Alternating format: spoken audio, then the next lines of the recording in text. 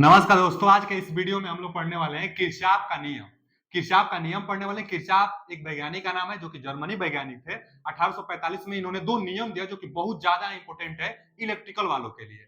Electrical और जो Kirchhoff का नियम पढ़ने वाले हैं विथ न्यूमेरिकल न्यूमेरिकल के साथ किरचॉफ नियम को हम पढ़ाने वाले हैं। देखिए यह कहाँ आता है किरचॉफ का नियम। तो जो इलेक्ट्रिकल वाले हैं बेसिक इलेक्ट्रिकल इंजीनियरिंग इसको हम लोग कहते हैं बी अध्याय में सर्किट एनालिसिस में किरचॉफ लॉ को पढ़ाई जाती है। और जो यूपी बोर्ड वाले बच्चे भी होंगे, यूपी बोर्ड वालों में भी, चाहे सीबीएसई बोर्ड हो यूपी बोर्ड हो, उसमें भी तीसरा अध्याय आता है करंट इलेक्ट्रिसिटी। तो करंट इलेक्ट्रिसिटी में सर्किट एनालिसिस के अंतर्गत किरचॉफ के नियम को बताई जाती है। तो चलिए किरचॉफ नियम को पढ़ते हैं। एकदम देखिए बहुत भारी नहीं है, झूठों का लोग इसको भारी बना देते हैं। एकदम आसान है, न्यूमेरिकल लेकिन बहुत ज्यादा इंपॉर्टेंट है। बोर्ड में भी न्यूमेरिकल एक एकदम फिक्स होता है कि एक न्यूमेरिकल बोर्ड में भी आता है, और टेक्निकल वालों के लिए भी अगर एग्जाम आप देंगे तो देखेंगे कि न्यूमेरिकल इससे बन जाता है। आगे किरचॉफ नियम को पढ़ने से पहले हम नोड को बता लें आपको, क्योंकि नोड जो टर्म होता है आगे यूज होने वाला है। नोड किसे कहते हैं? तो नोड दो इलेक्ट्रिकल इक्विपमेंट का एडिशन पॉइंट नोड कहलाता है। दो या दो से ज्यादा, जैसे कोई भी सर्किट हो, जैसे देखिए यहाँ पर कुछ रेजिस्टेंस लगा हो, फिर आगे यहाँ से कुछ रेजिस्टेंस है, आगे एक और रेजिस्टेंस है, और फिर बैटरी मान लीजिए जोड़ा हुआ है। यहाँ से एक बैटरी जोड़ी गई है और यहाँ भी एक बैटरी जोड़ी गई है। ठीक है जी। तो देखिए ना, यहाँ ये इसको देखिए कि एक रेजिस्टेंस और एक यहाँ पर बैटरी लगी है। तो दो एक इलेक्ट्रिकल इक्विपमेंट का एडिशन में जहां इन दोनों को जोड़ेंगे इसको नोड कहेंगे, तो यह नोड होगा। देखिए यहाँ भी एक इलेक्ट्रिकल इक्विपमेंट है, यहाँ भी एक इक्विपमेंट है और यहाँ भी इक्विपमेंट है। तो तीनों इक्विपमेंट को यहाँ जोड़ा गया है, तो यह भी एक नोड है। तो नोड ए, यहाँ दूसरा नोड, और देखिए यहाँ भी तो जोड़ा गया है, तो यह एक तीसरा नोड। और बाकी इसका एक सिरा, इसका एक सिरा, इसका एक सिरा, इस तीनों का एक सिरा एक जगह यहाँ लिख लीजिए, कहीं लिख लीजिए, चलिए यहाँ, तो ये तो चौथा नोड। इस सर्किट में कितना नोड है? तो 4 नोड है। अब यहाँ से ये और इसका 3 हो सकता है, 2 या 2 से ज्यादा जहां पॉइंट मिलेगा उसको हम लोग नोड बोलेंगे। तो नोड समझ गए। अच्छा, नोड पर धारा का बंटवारा हो कोई जरूरी नहीं। जैसे यहाँ पर मान लीजिए बैटरी से जितना एम्पियर का धारा निकलेगा वही धारा इसमें जाएगी। मान लीजिए आई एम्पियर का धारा आ रहा है बैटरी से निकलकर, आई एम्पियर धारा, तो इस नोड पर धारा का बंटवारा नहीं हुआ है, लेकिन यही आई एम्पियर यहाँ आएगी तो इधर अब बटेगा ना धारा। इसमें मान लीजिए आई1 जा रहा है और इसमें आई2 जा रहा है, तो अलग अलग धारा बढ़ गई इस नोड पर। तो नोड पर धारा बढ़ भी सकती है, नहीं भी बढ़ सकती है। नोड बस इसको बोलिए आप कि दो या दो से ज्यादा पॉइंट का, दो या दो से ज्यादा इलेक्ट्रिकल इक्विपमेंट का पॉइंट बिंदु, चाहे जोड़ बिंदु, नोड कहलाता है। ठीक है जी, नोड। अब नोड कोई पूछेगा तो नोड बता भी लेंगे। एक और टर्म आता है जंक्शन। जंक्शन किसको कहते हैं?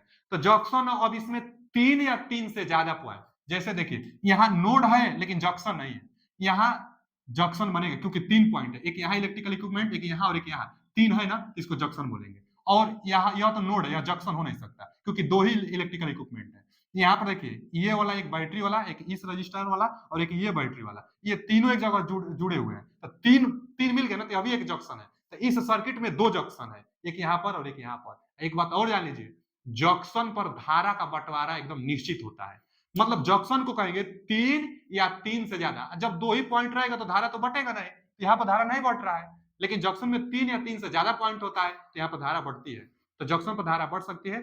जंक्शन 3 या 3 से ज्यादा इलेक्ट्रिकल इक्विपमेंट का पॉइंट बिंदु जंक्शन कहलाता है। इस सर्किट में 2 जंक्शन जबकि 4 नोड था। अच्छा, एक चीज और जानिए कि जो जंक्शन होगा ना बाबू, ये जंक्शन है, इसको नोड भी हम लोग बोल सकते थे, क्योंकि नोड में 2 या 2 से ज्यादा, तो सभी का सभी जंक्शन, यह भी जंक्शन था, यह भी जंक्शन था, जबकि नोड भी था, तो जितना जंक्शन होगा उसको नोड भी हम लोग कह सकते हैं। तो सभी जंक्शन नोड कहलाता है, परंतु सभी नोड जंक्शन नहीं कहला सकता है। सभी नोड जंक्शन नहीं कहला सकता है। तो जंक्शन किसको कहेंगे? जंक्शन किसको कहेंगे? जब 3 या 3 से ज्यादा, जैसे एक यहाँ से रेजिस्टेंस, एक इधर जा रहा है और एक इधर जा रहा है, तो इसको हम लोग जंक्शन बोल सकते हैं। 3 इलेक्ट्रिकल इक्विपमेंट लगा है ना, जोड़ने के केवल है, बैटरी भी हो सकता है, बैटरी भी हो सकती है यहाँ से भी। तो देखिए यह एक बैटरी है, तो यहाँ पर नोड हम लोग बता देंगे यह नोड है, लेकिन यह इसको नोड भी बोल सकते हैं अथवा जंक्शन भी बोल सकते हैं, क्योंकि 3 इलेक्ट्रिकल इक्विपमेंट है और सभी जंक्शन नोड कहलाते हैं। तो जंक्शन नोड आप समझ लीजिए। जंक्शन वैसे भी समझ सकते हैं, जैसे रेलवे जो स्टेशन होता है तो बहुत जगह देखते होंगे कि लखनऊ जंक्शन, चाहे बहुत जंक्शन होता है कि औडिहार जंक्शन। तो जंक्शन का मतलब वहां पर ना 3 तरफ रास्ता होगा, ट्रेन आने और जाने के लिए 3 तरफ रास्ता होगा। इधर से आ रही है तो इधर भी जा सकते हैं, इधर भी जा सकते हैं। उसी तरह धारा या करंट में पढ़ रहे हैं हम लोग, तो धारा के लिए धारा इधर से आ रही है तो इधर भी जाएगी, इधर भी जाएगी, चाहे इधर से आ रही है तो इधर भी जा सकती है, इधर भी जा सकती है। तो जंक्शन पर धारा का बंटवारा होता है। जंक्शन 3 या 3 से अधिक अधिक इलेक्ट्रिकल इक्विपमेंट का पॉइंट बिंदु जंक्शन कहलाता है।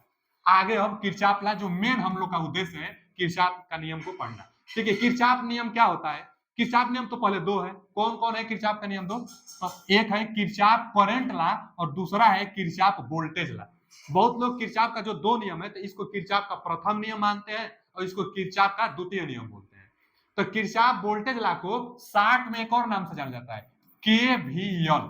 वही किरचॉफ वोल्टेज लॉ, इसको शार्ट में एक और नाम जाता है किरचॉफ करंट लॉ है ना, तो केसीएल, केसीएल बोल भी सकते हैं इसको। तो किरचॉफ करंट लॉ और यह किरचॉफ वोल्टेज लॉ, दो नियम है। जर्मनी वैज्ञानिक 1850 में नियम दिया था। यह करंट इलेक्ट्रिसिटी वाले में दिए थे और ये बताए थे। चलिए पारा पारी पढ़ लेते हैं। देखिए पहला स्टार्ट करते हैं हम Kirchhoff current law. Kirchhoff current law हम जब बता दें कि केसीएल के नाम से भी इसको जानते हैं। एक और नाम हिंदी में किरचॉफ करंट लॉ को ना संधि नियम भी कहते हैं, जंक्शन लॉ, क्योंकि यह संधि जंक्शन पर लगती है। संधि लॉ चाहे संधि का नियम, जंक्शन लॉ, संधि नियम, संधि नियम चाहे जंक्शन नियम भी इसको हम लोग बोल सकते हैं, क्योंकि यह जंक्शन पर लगेगा। क्या कहता है किरचॉफ करंट लॉ?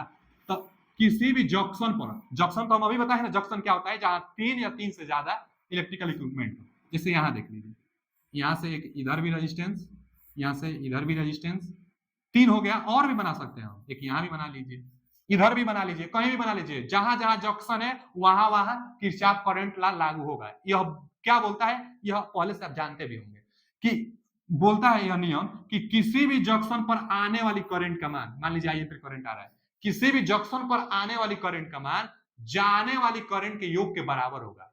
होगा ही। अभी आई जा रहा है ना, तो इधर से मान लीजिए I1 एम्पियर, इधर से I2 एम्पियर और इधर से I3 एम्पियर। यह जंक्शन है, तो किसी भी जंक्शन पर आने वाली धाराओं का योग जाने वाली धाराओं के योग के बराबर होता है। जैसे आप बताइए, हम बोलेंगे कि यहाँ से 10 एम्पियर का करंट आ रहा है, 10 एम्पियर का। इधर मान लीजिए हम देंगे आपको, इधर गया है 2 एम्पियर, इधर गया है 2 एम्पियर, इसमें कितना एम्पियर का करंट जाएगा? तो आप बताएंगे कि 10 आ रही है और 2 इसमें गया है, 2 इसमें, तो 4, अभी 6 बचा है, तो 6 एम्पियर इसमें जाएगा। और वही तो हम भी बता रहे हैं कि आने वाली करंट का योग आने वाली करंट जाने वाली करंट के बराबर। अब भले दो दो जगह से है, जैसे इसको ऐसे भी दे सकता है।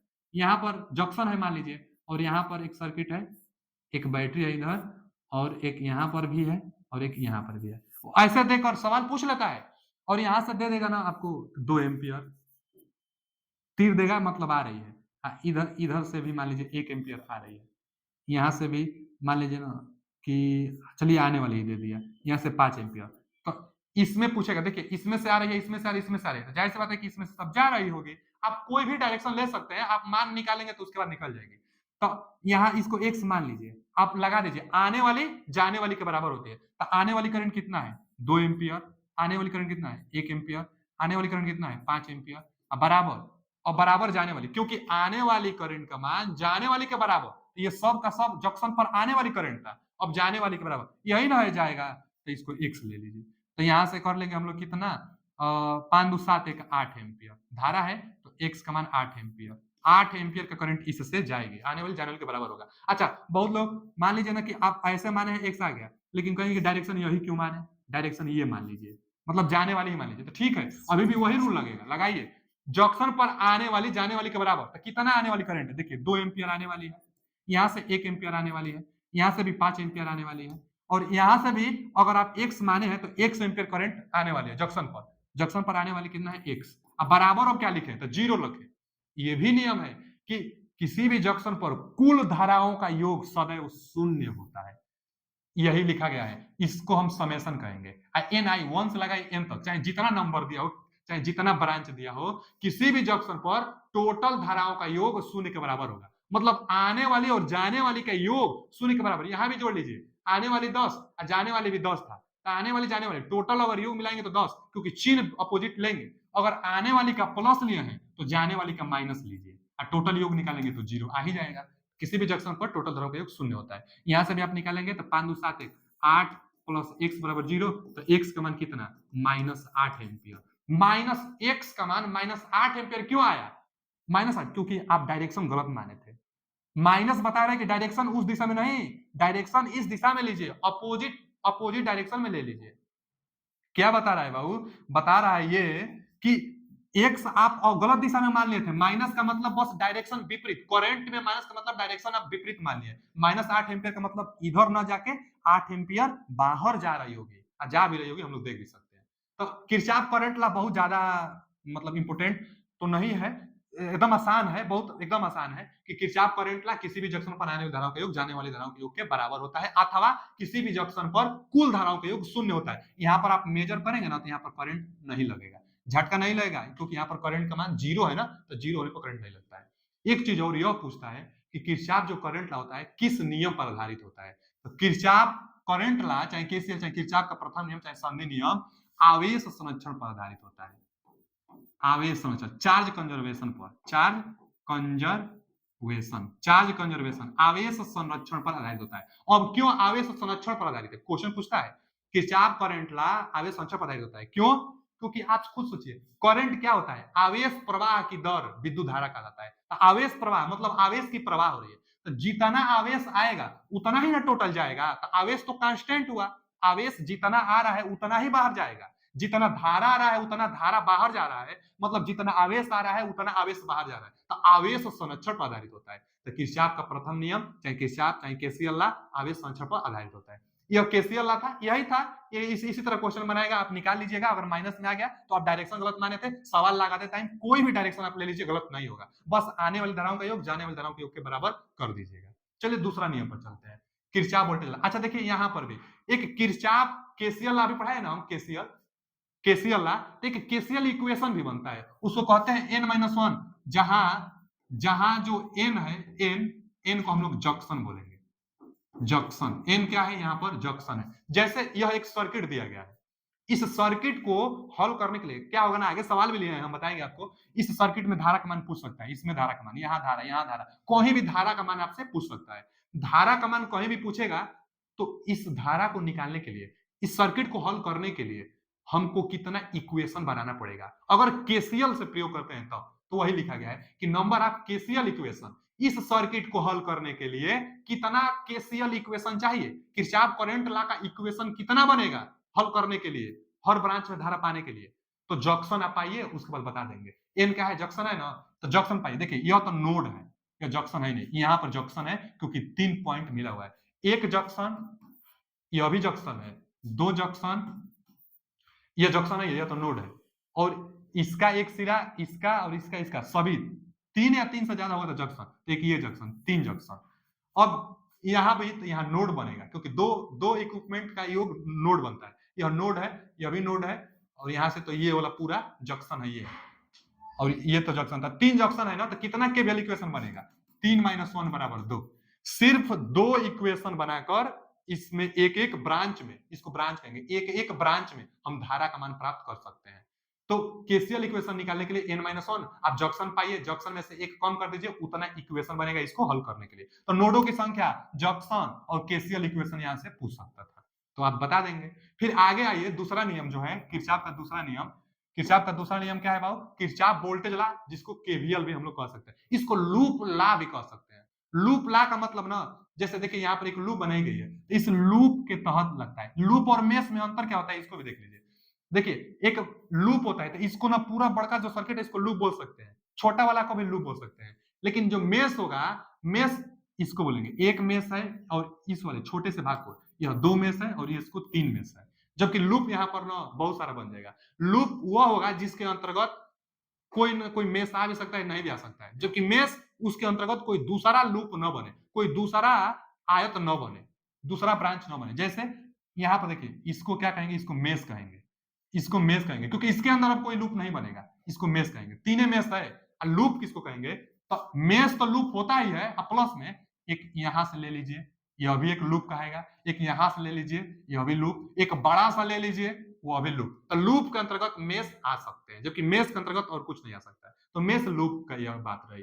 तो अब जो केवीएल लगता है वह लूपे में लगता है, लूप चाहे मेश कहीं भी लग सकता है। केवीएल क्या कहता है, केवीएल कि किसी भी बंद परिपथ में, बंद परिपथ होना ही चाहिए तभी धारा बनेगी, तो किसी भी बंद परिपथ में, किसी भी बंद परिपथ में दी जाने वाली वोल्टेज का योग उस परिपथ में, उस सर्किट में प्रवाहित होने वाली धारा और प्रतिरोध के संगत गुणनफल का बीजगणितीय योग जैसे मान लीजिए कि यहाँ भी कोई धारा है I1 और यहाँ भी प्रतिरोध है, तो यहाँ का धारा और यहाँ का प्रतिरोध का गुणनफल, यहाँ की धारा और यहाँ का प्रतिरोध का गुणनफल, और कहीं नहीं ना है तो नहीं, तो इनका योग इसके दी जाने वाली वोल्टेज के बराबर होगी। क्यों? क्योंकि V बराबर क्या होता है IR, यहाँ पर वोल्टेज ड्रॉप, यहाँ पर वोल्टेज ड्रॉप, इससे जो वोल्टेज ड्रॉप बनेगा ये और ये दोनों वोल्टेज ड्रॉप के बराबर होगा। जैसे नियम को समझिए, किरचॉफ वोल्टेज लॉ वोल्टेज पर आधारित है, तो यहां से दी जाने वाली वोल्टेज इसके द्वारा, देखिए दो वोल्टेज है तो ठीक है, दोनों वोल्टेज के द्वारा दी जाने वाली टोटल ईएमएफ द्वारा दी जाने वाली वोल्टेज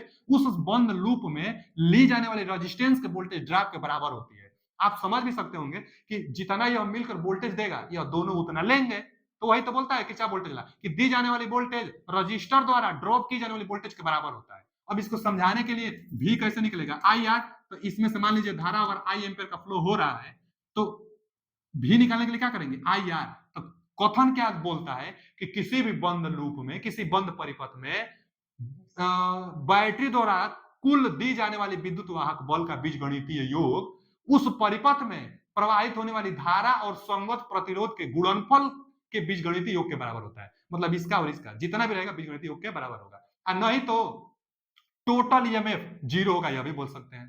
टोटल ईएमएफ जीरो कैसे? तो यह जितना देगा उतना लेगा, तो टोटल मिला देंगे तो जितना दे रहा है उतना ले रहा है, तो टोटल तो जीरो ना होगा, तो टोटल जीरो। तो देखिए ना, ई द्वारा देने वाला और भी लेने वाला, भी क्या है रेजिस्टेंस के द्वारा जो वोल्टेज ड्रॉप होगी उसको भी कहेंगे। यह टोटल दोनों का योग जीरो होगा। कई बार इसको ऐसे भी दे सकता है कि जो समेशन होता है, जो दी जाने वाली ईएमएफ होती है वह ली जाने वाली चाहे ड्रॉप करने वाली वोल्टेज के बराबर होती है।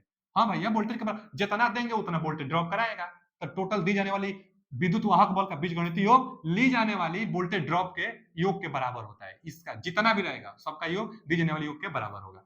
तो लिखित परिभाषा आप समझ लीजिएगा, यही समझाएगा वो कि दी जाने वाला मतलब किसी बंद लूप में प्रवाहित होने वाली धारा उसके संगत प्रतिरोध के गुणनफल के बीजगणितीय योग जितना रहेगा उन सबका बीजगणितीय योग विद्युत वाहक बल के बराबर होता है। तो यहां से समझ लीजिएगा कि E प्लस V बराबर जीरो, चाहे E बराबर V। इसको कई कई बार में इस तरह भी देता है, E1 plus E2 plus E3, जितना ईएमएफ रहेगा। अभी तो एक छोटा सा सर्किट लिया है, बहुत ज्यादा सर्किट हो सकता है, तो टोटल बैटरी का योग, total voltage drop V1 plus V2 plus V3 जितना रहेगा रेजिस्टेंस जो वोल्टेज ड्रॉप रहेगा उसके बराबर होगी। यही किरचॉफ वोल्टेज लॉ है। अच्छा, यह किस नियम पर आधारित होता है? तो ऊर्जा संरक्षण पर आधारित, क्योंकि जो पोटेंशियल डिफरेंस होगी ना वो जीरो होगी। अच्छा, आप भी खुद समझिए, देखिए यह एक सर्किट है, सर्किट में मान लीजिए यहां से आप चलेंगे, यहां पर कुछ वोल्टेज ड्रॉप मान लीजिए यह दे रहा है, यह दे रहा है, यह कुछ ले रहा है, आगे यह भी कुछ वोल्टेज देगा, यह कुछ वोल्टेज लेगा, और फिर यहीं आ गए, तो किसी बंद लूप में जहां से चले हैं वहीं आ जाएंगे, तो पोटेंशियल ड्रॉप कितना होगा? जीरो होगा। वही चीज बता रहा है कि टोटल वोल्टेज ड्रॉप जीरो होगा। इसको ऐसे भी बहुत बार दे देता है कि डेल्टा V बराबर जीरो, चाहे डेल्टा E बराबर जीरो, माने टोटल किसी सर्किट में टोटल वोल्टेज ड्रॉप का मान जीरो होता है। हम लोग जानते हैं कि जो पोटेंशियल डिफरेंस होगा ना, पोटेंशियल डिफरेंस एक बिंदु से दूसरे बिंदु पर जाने में जो किया गया कार्य होता है उसी का अनुक्रमानुपाती होता है। पोटेंशियल डिफरेंस क्या होता है? W/Q होता है, W/Q बराबर जीरो। तो यहाँ से W का मान कितना रहा है? जीरो। वर्क डन का मान जीरो, माने वर्क डन बर्बाद नहीं हो रहा है, तो ऊर्जा संरक्षण पर आधारित होता है। किरचॉफ वोल्टेज लॉ ऊर्जा संरक्षण पर आधारित होता है। यह क्वेश्चन पूछता है किरचॉफ का प्रथम नियम आवेश संरक्षण, जब किरचॉफ का दूसरा नियम किरचॉफ का वोल्टेज नियम ऊर्जा संरक्षण पर आधारित होता है, क्योंकि ऊर्जा में मतलब परिवर्तन नहीं हो रहा है। ऊर्जा W का मान जीरो का मतलब ये बताना चाह रहा है कि जो वर्क डन जितना थी उतना ही है, वेस्ट वर्क डन नहीं है, एक्सटर्नल वर्क डन जीरो है। अच्छा, डेल्टा V बराबर जीरो इसी के लिए आया है कि किसी भी बंद लूप में एक बिंदु से जाने पर पुनः उसी बिंदु पर आएंगे तो वोल्टेज ड्रॉप जीरो होगा, क्योंकि पहले जितना वोल्टेज था अभी भी आकर वहीं पर आ गए तो वहां पर भी वोल्टेज उतना ही रहेगा, तो जीरो रहेगा। अब केवीएल इक्वेशन, जैसे केसीएल इक्वेशन निकालने के लिए फार्मूला था, तो केवीएल इक्वेशन निकालने के लिए b minus n plus one formula एक होता है। बी ब्रांच, जैसे यहाँ पर एक ब्रांच, ये दो ब्रांच, ये तीन ब्रांच, ये चार ब्रांच, जितना इलेक्ट्रिकल इक्विपमेंट लगता है वह एक ब्रांच में आता है। तो टोटल ब्रांच में से टोटल जंक्शन घटाइए प्लस एक जोड़िए तो केवीएल इक्वेशन निकलेगा। तो KCL equation n minus one, KVL equation b minus n plus one होता है। यहाँ b क्या है? तो नंबर है, ब्रांच है, हम बता दिए। वोल्टेज लॉ किस पर आधारित है? तो ऊर्जा संरक्षण पर आधारित है। ऊर्जा संरक्षण पर आधारित है। पूछता है क्वेश्चन, ऊर्जा संरक्षण, एनर्जी कंजर्वेशन, ऊर्जा संरक्षण पर आधारित होता है। किरचॉफ वोल्टेज लॉ आप जान लीजिए, किसी भी सर्किट में दी जाने वाली वोल्टेज रजिस्टर द्वारा ड्रॉप वोल्टेज के बराबर होता है।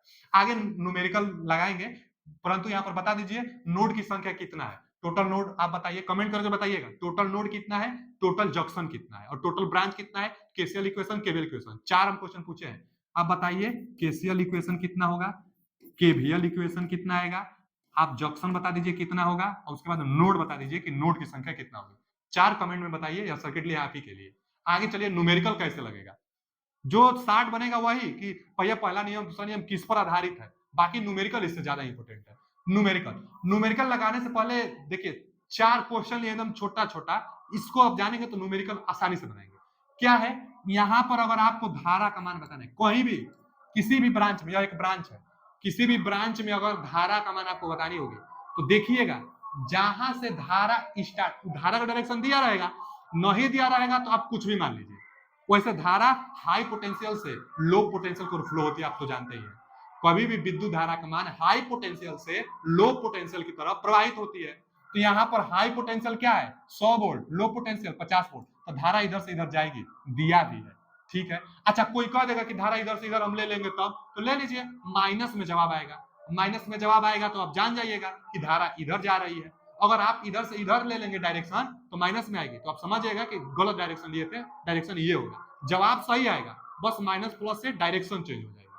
आगे धारा निकालने के लिए जहां से धारा स्टार्ट रहेगा वह वोल्टेज में से जहां धारा उस ब्रांच में समाप्त होगी उस वोल्टेज को घटाइएगा। घटाना है, जहां से धारा स्टार्ट हो रही है उस वोल्टेज में से जहां धारा जाकर इस ब्रांच में समाप्त होगी उस वोल्टेज को आप घटा दीजिएगा। अब बटा में रेजिस्टेंस ले लीजिएगा 2। क्यों किए हैं ये, तो आई बराबर क्या होता है, आई बराबर होता है वी बटा में आर, तो वही तो काम किया है। पोटेंशियल ड्रॉप, इस रेजिस्टेंस के अक्रॉस कितना धारा प्रवाहित होगी, धारा निकालने के लिए वोल्टेज ड्रॉप, और 150 का वोल्टेज ड्रॉप करा लिए हैं, हाई वोल्टेज में से लो वोल्टेज, मतलब आप ये ध्यान दीजिएगा कि धारा जिधर से जा रही है उस वोल्टेज में से इस वाले वोल्टेज को घटा दिए हैं हम। अब बटा में रेजिस्टेंस ले लिए वी बटा आई आर से। अब लगाइए 100 में से 50 घटाएंगे तो 50 बटा में 2 यानी 25 एम्पियर। अब प्लस में आया है माने डायरेक्शन सही है, धारा इधर ही जाएगी 25 एम्पियर का। ठीक है, यहाँ देखिए यहाँ भी आई है ना, कभी भी आपको धारा निकालनी है तो एरो का डायरेक्शन आप देखिएगा, एरो देख लेंगे तो आप बता देंगे कहा एरो इधर है ना, माने धारा इधर से इधर जा रही है, तो यहां से और यहां तक निकालिए आप। जिधर तीर दिया रहेगा, ये तीर इधर से आ रही है ना, तो ये वाला वोल्टेज जहां से जा रही है वोल्टेज, वहां से वोल्टेज में से जहां जा रही है उस वाले वोल्टेज को घटाइए, तो 80 को घटाना है तो घटा दीजिए। अब बटा में रेजिस्टेंस ले लिए हम 2। अब देखिए कितना आएगा, इसको जोड़ लीजिए, ये 0 और इसको घटा लेंगे तो 8 5 13, माइनस में है ना, माइनस में लगा दीजिए, बटा में 2। ठीक, अब इसको कटाइए ना, देखिए क्या करेंगे, ये माइनस में, तो माइनस में तो जवाब आएगा, और कटाइए 2 छक माइनस में 2 छका 12 और 2 65 आ रहा है, 65 एम्पियर। अब बताइए माइनस में 65 एम्पियर क्यों है, 65 एम्पियर माइनस में क्यों आया, क्योंकि डायरेक्शन जो करंट का लिया गया है वो गलत लिया गया है। हाई पोटेंशियल से लो पोटेंशियल की ओर धारा प्रवाहित होती है, यहाँ लिया गया है इधर से इधर जा रही है, तो कोई बात नहीं, जिधर लिया है उधर ही हम लोग लेंगे, जहां से धारा की दिशा जहां से स्टार्ट हुई है यहाँ से, तो ये वाला वोल्टेज में से ये वाला वोल्टेज घटा देंगे, यहाँ से लगा लेंगे। माइनस 65 एम्पियर मतलब धारा उधर जा रही होगी रियल में। यहाँ धारा आप बताइए, यहाँ धारा निकालेंगे तो देखिए कहां से धारा इधर जा रही है, स्टार्ट तब यहां से करेंगे, जैसे यहाँ इधर जा रही थी यहां से किए थे, यहाँ इधर जा रही थी तो वहां से हम किए थे, इधर जा रही थी यहां से करेंगे 70 में से ये वाला तब घटाएंगे। अच्छा घटाना है, माइनस वहीं से दिया है तो घटाना है माइनस वहीं से, तो प्लस 20 हो जाएगा। अब बटा में 3 ले लेंगे, माइनस देखिए 70 माइनस 20 करेंगे, माइनस पहले ही से तो प्लस हो गया। अब इसको हल कर लेंगे तो 70 20 90 बटा में 3 कटा दीजिए, 30 लिखना, 30 एम्पियर है, प्लस में आ रहा है माने डायरेक्शन सही है, इधर ही धारा जाएगी, हाई वोल्टेज से लो वोल्टेज जाते भी है तो धारा सही है, इधर इसी डायरेक्शन में जाएगी। तो कहां से कहां तक जा रही है, अब इसमें देख लीजिए आप, जैसे इसमें आप देखेंगे आई यहाँ तीर इधर लगाया है, जाएगा भी उधर ही है, क्योंकि यह अर्थ का है, अर्थिंग किया गया है, और अर्थ का पोटेंशियल 0 होता है, अर्थ का पोटेंशियल 0, इधर 100 वोल्टेज दिया है तो 100 से लो की तरफ जाएगा। नहीं भी दिया रहता तो आप किधरियो डायरेक्शन ले लीजिए, किधरियो से किधरियो लगाइए, माइनस में आएगा तो बस डायरेक्शन आपका गलत है, जवाब तो वही रहेगा। आगे देखिए यहाँ पर डायरेक्शन दिया है उधर, तो डायरेक्शन उधर दिया है तो यहाँ का वोल्टेज जिधर डायरेक्शन दिया रहेगा वहां का वोल्टेज में से जहां जा रही है वहां का वोल्टेज घटाएंगे, बटा में रेजिस्टेंस लेंगे, तो 100 ये तो 0 है तो 100 बटा में 10 यानी 10 एम्पियर, तो 10 एम्पियर। देखिए 4 क्वेश्चन है, चारों में एक ही कॉन्सेप्ट सिखाने का हम प्रयास किए हैं कि धारा जिधर से जिधर तक जाएगी उस वाले वोल्टेज में से उस वाले वोल्टेज घटा देंगे, उस वाले वोल्टेज में से उस वाले वोल्टेज को घटा देंगे, बटा में रेजिस्टेंस ले लेंगे तो उसमें धारा कितना प्रवाहित हो रही है निकल कर आ जाएगा। चलिए सवाल की तरफ, यह जो समझ लिया है तो सवाल देखिए, एक छोटा सा सवाल लिया है, इसको लगाना है। अब क्या, अच्छा एक बैटरी रहेगा तब केवीएल केसीएल मत लगाइएगा, दो बैटरी है चाहे दो से ज्यादा बैटरी है तब लगाइए, क्योंकि यह बैटरी नहीं होता तो इसको तो हम लोग पैरेलल में कॉम्बिनेशन करके जोड़ कर लगा लेते हैं। या दो बैटरी है ना तभी केवीएल केसीएल लगे, दो या दो से ज्यादा बैटरी रहेगी तब केवीएल केसीएल का प्रयोग करिए आप। कैसे हल करेंगे, हल करने के लिए क्या ध्यान दिया जाएगा, हल करने के लिए सबसे पहला ध्यान कि जहां पर धारा पूछा रहेगा, इसमें धारा का मान पूछा है, उसको हम लोग को कुछ नहीं करना है। जहां पहले तो जंक्शन आप फाइंड कर लीजिए, कितना जंक्शन है, यह जंक्शन है, यह एक जंक्शन है, ये जंक्शन है और एक ये जंक्शन है, दो ही जंक्शन है। तो बैटरी का सिरा जहां पर जुड़ा रहेगा ना आपस में, उस वाले को रिफरेंस बोलते हैं, रिफरेंस। रिफरेंस का मतलब ये हुआ ना जी, रिफरेंस का मतलब ये हुआ कि इसका वोल्टेज आप जीरो मानिएगा, रिफरेंस का मतलब वोल्टेज आप जीरो, कोई ना कोई न्यूट्रल चाहिए ना, तो बैटरी का जो सिरा कॉमन होगी उसको आप रिफरेंस जीरो मानिएगा हमेशा, इसको जीरो मानिए। जंक्शन एक दो ही जंक्शन है यहाँ और यहाँ, तो केसीएल ना 2-1 यानी एक ही इक्वेशन में लग भी जाएगा। देखिए लगा भी रहे हैं, इसमें धारा निकालना है, यहाँ पर जंक्शन है तो यहाँ पर वोल्टेज आप भी मान लीजिए, जिस वाले में धारा निकालना होगी तो यहाँ का वोल्टेज पता रहना चाहिए आपको, चाहे हर एक जंक्शन पर वोल्टेज पता रहना चाहिए। यह एक जंक्शन है, नहीं वोल्टेज दिया है तो भी मान लीजिए, और यह जंक्शन है वोल्टेज जीरो, रेफरेंस वाला है तो जीरो मान लेंगे। अब क्या करेंगे कि इस जंक्शन पर इसमें से धारा आप अपने मन से कोई भी डायरेक्शन, इधर भी आप ले सकते थे डायरेक्शन, हम इधर ये ले लिए, इसको हम बोल दिए I1 और यहाँ से इसको हम बोल दिए I2। अब बोलेंगे कि डायरेक्शन इधर ही क्यों लिए हैं, अरे भैया आप इधर भी डायरेक्शन ले सकते हैं, कोई दिक्कत नहीं है, कुछ भी आप डायरेक्शन ले लीजिए। यही जंक्शन है, दो ही जंक्शन है, दोनों जंक्शन पर वोल्टेज एकदम चाहिए, तो यहाँ पर वोल्टेज रेफरेंस वाला है इसलिए जीरो, और यहाँ पर वोल्टेज हम मान लिए। अब लगाइए केवीएल लगाइए, केसीएल लगाइए, केसीएल नियमानुसार, केसीएल नियम से कहा, तो जंक्शन इसको 1 बोल दें, जंक्शन 1 बोल देते हैं 1, तो जंक्शन 1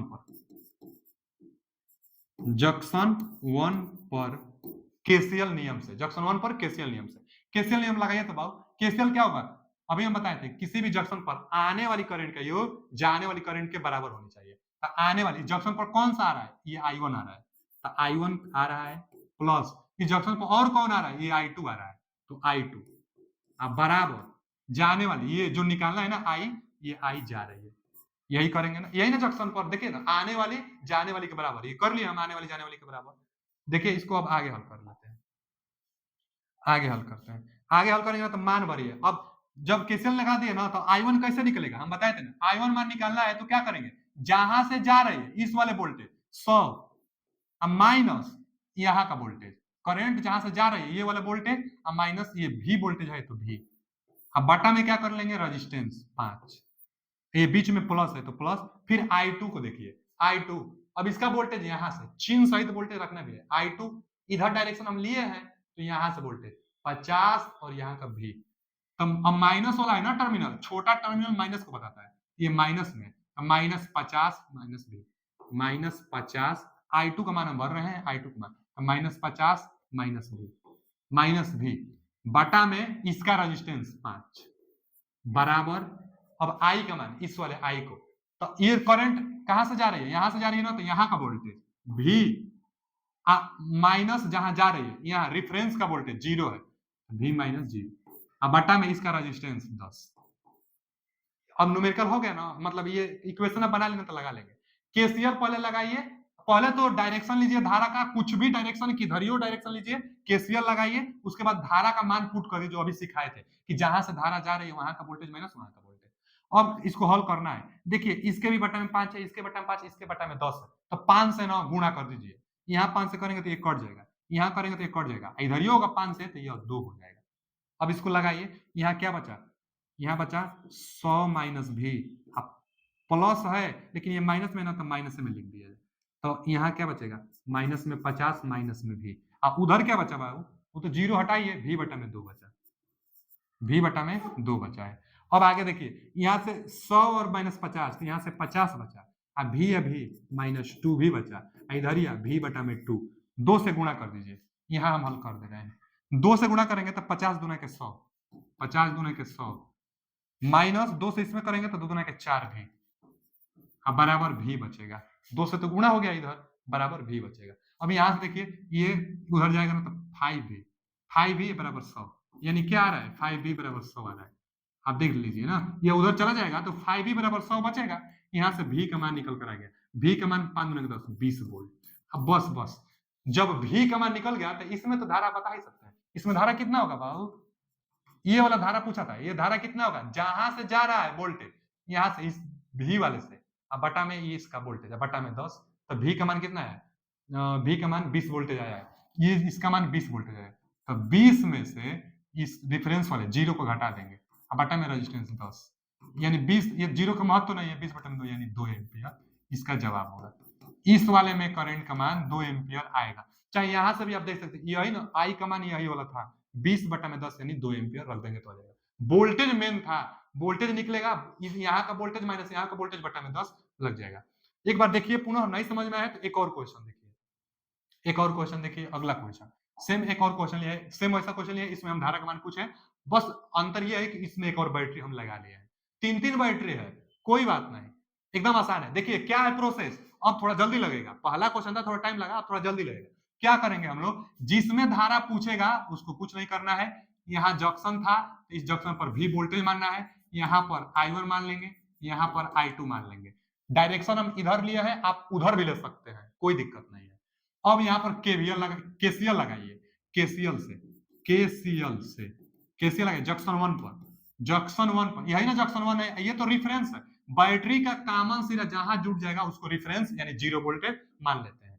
तो ठीक है, केसीएल से लगाइए, इस जंक्शन पर आने वाली I1 है, प्लस यहां पर आने वाली एक और है I2, आने वाली करंट, जाने वाली बराबर, यहां से जाने वाली ये I है, तो I जाने वाली है, इनका मान भर दीजिए। I1 का मान भरने के लिए क्या करेंगे, ये करंट जहां से जा रही है 100 वोल्टेज से जा रही है V वोल्टेज तक, तो I1 100 वोल्टेज से, प्लस है ना इसलिए प्लस लिए हैं, 100 वोल्टेज से V वोल्टेज पर जा रही है। अब बटा में रेजिस्टेंस है 5, प्लस I2 है, करंट इधर है तो यहां से, ये अभी माइनस में है, तो माइनस 20 वोल्ट से V वोल्टेज पर जा रही है, करंट कहां से कहां जा रही है, तो 20 से V पर जा रही है, यानी माइनस लेंगे क्योंकि अब माइनस वाला टर्मिनल है, तो माइनस 20 लेंगे, चिन्ह सहित हमेशा लेते हैं, माइनस 20 और V पर जा रही है, तो minus V, V1 minus V, अब बटा में इसका रेजिस्टेंस 5, अब बराबर I का मान भरिए, I ये वाला है, तो इसका करंट कहां से कहां, V से जा रहा है इस 50 वाले पर, V से जा रहा है 50 वाले पर, तो V वोल्टेज माइनस,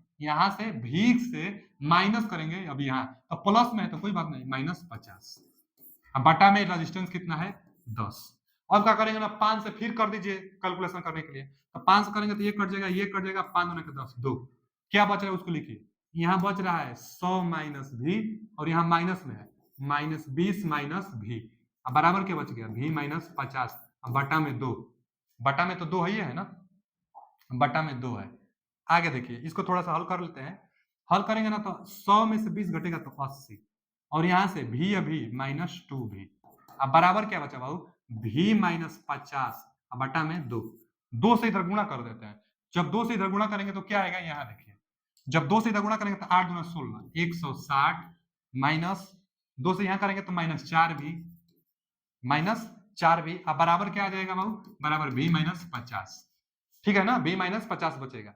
अब देखिए यहां से फिर ना इसको उधर ले जाएंगे और 50 को इधर ले, तो प्लस का होगा, अब 160 प्लस 50 कितना होगा, 210 होगा, 160 प्लस 50 जोड़ेंगे तो 0 6 5 11 और 1 1 2 210 होगा, आइए उधर जाएगा तो 5 भी होगा, 4 भी है एक पहले से है तो 5 भी होगा।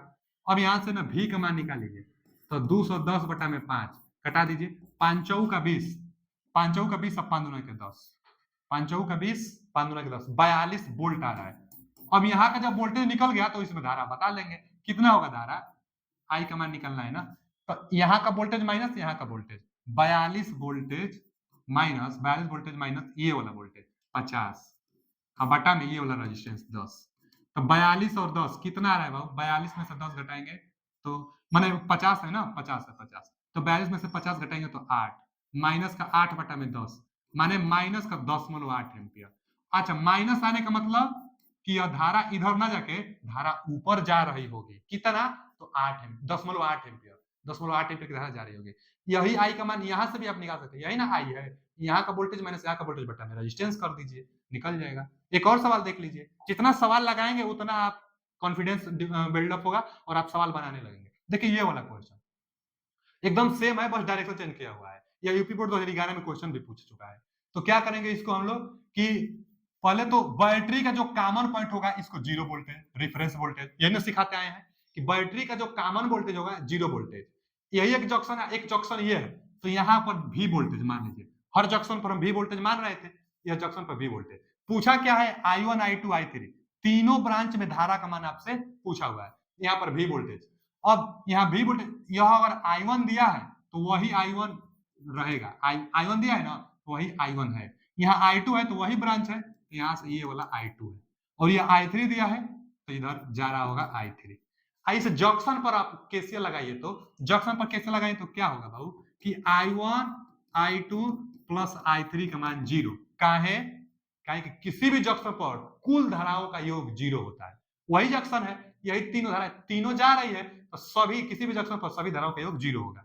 लगा दीजिए। अब धारा निकालने के लिए हम क्या सिखाएं आपको, I1 निकालना है ना, तो जहां से यह धारा जा रही है V से, तो V में से इसका वोल्टेज जो होगा पास वाला, ये 6 वोल्टेज माइनस में, तो माइनस में, तो V माइनस 6। I1 निकालने के लिए V माइनस 6 वोल्ट, लेकिन माइनस है तो माइनस माइनस प्लस 6 वोल्ट। अब बटा में रेजिस्टेंस दो, ठीक है जी। I2 का मान भरिए, I2 तो ये कहां से जा रही है, V से जा रही है, इसका वोल्टेज ये अभी माइनस में, माइनस 4 है, तो माइनस माइनस प्लस हो जाएगा। V में से ये धारा V में से घटाना है ये 4 वोल्ट को, लेकिन माइनस में है तो प्लस का 4 वोल्ट, बटा में इसका रेजिस्टेंस 2 हो जाएगा। अब प्लस I3 है, I3 ये वाला, ये भी धारा यहीं से जा रहा था, V में से ये वाला वोल्ट, ये भी माइनस में तो प्लस हो जाएगा, तो V+2 कैसे, यहाँ से जा रहा है और यहाँ माइनस में, इसलिए माइनस माइनस प्लस हो जाएगा, तो +2 बटा में 2 बराबर 0 है। देखिए ना, 2 यहाँ भी, 2 यहाँ भी, 2 यहाँ भी, और यहाँ तो 0, तो 2 से भाग दे दीजिए। जब 2 से भाग दे देंगे, 2 से गुणा कर दीजिए, 2 से गुणा कर देंगे तो यह भी 2 समाप्त हो जाएगा, यह भी और यह भी, इधर तो 0 है तो 0 यही रहेगा। क्या बच रहा है, तो 1 2 3 भी बच रहा है, अब प्लस 6 4 10 2 प्लस 12 वोल्ट बच रहा है, अब बराबर तो 0 है। अब 12 को उधर भेजिए तो क्या निकल कर आ रहा है बाबू, जब 3 भी बराबर -12, 12 उधर जाएगा तो -12, 3 भी बराबर -12, अब भी का मान कितना निकल कर, 3 चौके 12, -4 वोल्ट, यहाँ -4 वोल्ट निकल कर आ गया। तो अब धारा तो बता ही सकते हैं ना, धारा यही तो है, I1 I2 I2, यहाँ मान भरी I1 निकलेगा, यहाँ मान भरी I2 निकलेगा, यहाँ मान भरी I3 निकलेगा, निकाल दीजिए। I1 निकालने के लिए यहाँ का वोल्टेज -4 बराबर यहाँ का वोल्टेज, तो यह माइनस माइनस प्लस, तो प्लस का 6, अब बटा में रेजिस्टेंस 2, तो -4 + 6, तो 4 में -4 और 6, तो यानी 2 बटा में 2 यानी 1 एम्पियर। इस वाले I1 का मान 1 एम्पियर, I1 पूछा था 1 एम्पियर, I2 पूछा है ना, I2 निकाल लीजिए। I2 निकालने के लिए क्या करेंगे, देखिए यहाँ पे I2 निकालना है आपको। I2 निकालने के लिए यहाँ का वोल्टेज कितना है, -4, हम माइनस यहाँ का वोल्टेज, तो -4 है, माइनस फॉर्मूला में, तो -4 + 4, अब बटा में रेजिस्टेंस 2, तो यहाँ तो 0 आ रहा है, क्योंकि +4 -4 0, तो I2 का मान 0, I2 का मान 0 एम्पियर होगा, I2 का मान 0 एम्पियर। अब यहाँ I3 का मान निकालिए, तो I3 यहाँ का वोल्टेज -4, यहाँ का वोल्टेज -4, अब प्लस, फिर माइनस यहाँ का वोल्टेज, तो अभी माइनस में, तो माइनस माइनस +2, अब बटा में रेजिस्टेंस 2, तो -4 + 2 यानी -2 बटा में 2 यानी -1 एम्पियर, -1 एम्पियर आ रहा है, I3 का मान -1 एम्पियर आ रहा है। एकदम आसान सवाल है, एक बार दोबारा पीछे से जाइए, देख लीजिए, समझ में आ जाएगा। शुरुआती दौर से देखेंगे तो एकदम समझ में आएगा। मेन है करंट का मान निकालना। आगे आज का लास्ट क्वेश्चन ले रहे हैं, उसके बाद अगर नहीं आएगा तो फिर आप एक टेलीग्राम चैनल है मौर्य टेक्निकल 25, उसमें आप ज्वाइन हो जाइए, और वहां पर या जो भी क्वेश्चन न समझ में आए तो एक बार फिर और एक वीडियो ला देंगे हम आपके लिए, और भी न्यूमेरिकल ला देंगे। आप प्रयास करिएगा, लग जाएगा सवाल। देखिए इसमें भी बनाना है तो जंक्शन खोजिए, यहाँ बैटरी का कॉमन पॉइंट है ना, तो इसको 0, हम बार बार बता रहे हैं कि 0 वोल्टेज, रेफरेंस वोल्टेज, बैटरी का कॉमन पॉइंट को मान लेना है। आगे और एक यहाँ पर जंक्शन है, तो इसको भी वोल्टेज आपको मान लेना है, ये जंक्शन पॉइंट है तो इसको भी वोल्टेज हम मान लिए। बाकी तो और जंक्शन है नहीं कहीं पर, 2 ही जंक्शन था, एक पर 0 वोल्टेज मानना है क्योंकि कॉमन है, एक भी वोल्टेज। यहाँ I दिया है, इस I का मान आपसे पूछ रहा है, I का मान पूछ रहा है, लेकिन इसमें नहीं दिया है धारा, तो आप कुछ भी मान लीजिए भाऊ, यहाँ मान लीजिए I1, यहाँ मान लीजिए I2, किसी भी डायरेक्शन में ले लीजिए, गलत नहीं होगा। I1 और I2 मान लीजिए, इस I का मान आपको निकालना है। लगाइए यहाँ पर KCL लगाइए, इस जंक्शन पर आने वाली धारा सभी आ रही है तो कोई बात नहीं, सभी को लीजिए। I बराबर, चाहे जाने वाली भी ले लेंगे, इस बार जाने वाली पर ले लेगा, चलिए इस बार हम जाने वाली पर ले ले रहे हैं। मतलब इस बार हम क्या कर रहे हैं ना कि मान ले रहे हैं करंट जा रही है I1, और यहाँ भी जो है ये करंट क्या हो रही है ना कि ये जा रही है I1 I2 इस बार जा रही है, जंक्शन पर यह आ रहा है, तो आने वाली धारा यानी I, जाने वाली धारा I1 प्लस I2 के बराबर होगा, I2 और I1 के बराबर होगा। जाने वाली दो ही जा रही है और एक आ रही है, तो बराबर होगा। अब मान भर दीजिए। I का मान भरने के लिए क्या करेंगे, जहां से करंट आ रही है, यहां से आ रही है ना इस वोल्टेज से, तो एक वोल्टेज प्लस में है तब तो ठीक है, एक वोल्टेज माइनस यहाँ का वोल्टेज V, अब बटा में रेजिस्टेंस 2 बराबर I1 ले लीजिए, I1 जहां से जा रही है V से जा रही है तो V, अब माइनस 0 वोल्टेज पर तो 0, अब बटा में 4, अब प्लस I2 ये वाला है, कहां से जा रही है V से जा रही है तो V, अब माइनस, अब जिस वाले वोल्टेज में रही है ये 2 पर जा रही है ना, तो प्लस का 2 है तो ठीक है प्लस 2, अब बटा में 3। फॉर्मूला होता है V माइनस, जहां पर जा रही है तो V माइनस, अभी 2 पर जा रही है, प्लस का 2 है तो ठीक है माइनस रहेगा। अब आगे इसका लॉसा लीजिए, इसका आप लॉसा लेंगे तो देखिए क्या आएगा,